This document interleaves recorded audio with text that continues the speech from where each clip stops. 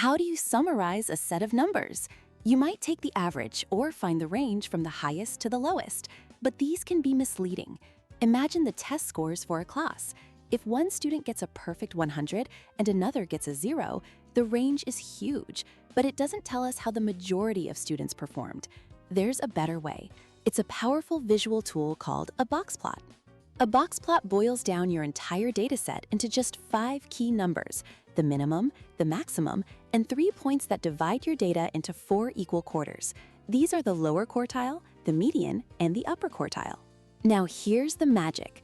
You draw a number line, and on it you create a box that stretches from the lower quartile to the upper quartile. This box contains the middle 50% of your data, the true heart of the distribution.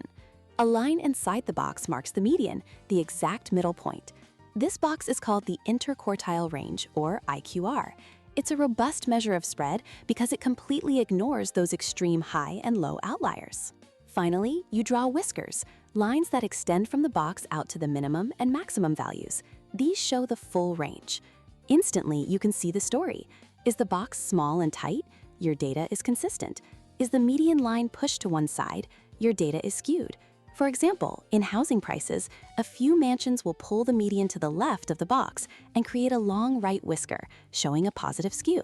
So a box plot is more than a graph. It's a compact, honest summary that reveals a dataset's center, spread, and symmetry at a single glance.